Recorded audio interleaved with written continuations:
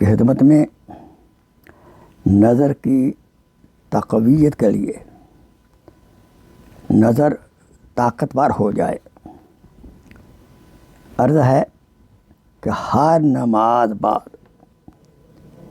3 بار یا 7 بار یہ آیت مبارکہ پڑھ کر دونوں ہاتھوں کی انگلیوں کے اگلے سروں پر دم کر کے دونوں آنکھوں پر پھیریں اور اس کا عمل ہر نماز کے بعد جاری رکھیں۔ انشاءاللہ آخری دم تک نظر کمزور نہ ہوگی۔ یاد رہے، اول آخر درود ابراہیمی پڑھنا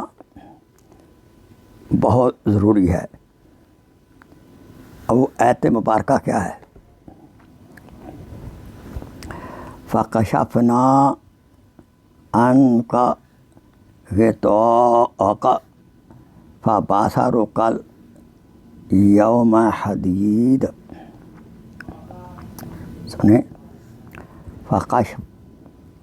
فَكَشَفْنَا عَنْكَ غِطَاءَكَ فَبَصَرُكَ الْيَوْمَ حَدِيدٌ۔ پھر سنیے، فَكَشَفْنَا عَنْكَ غِطَاءَكَ فَبَصَرُكَ الْيَوْمَ حَدِيدٌ۔ اللہ تعالیٰ سے دعا کریں، اللہ تعالیٰ ہر ایک کی آنکھوں پر آخری دم تک کسی قسم کی بیماری کا اثر نہ ہو۔ اور یاد رہے،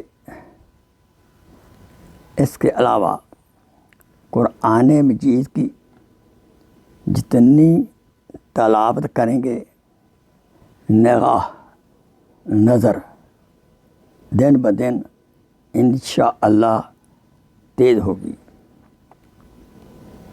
جتنی ہے قرآن مجید کی برکت سے کم نہ ہوگی بلکہ تیز ہوگی۔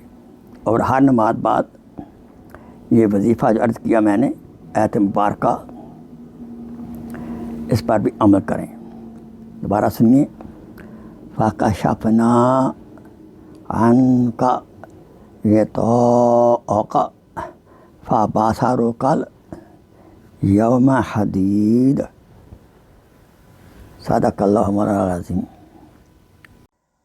Please share this video as a صدقہ جاریہ۔ جزاک اللہ خیر۔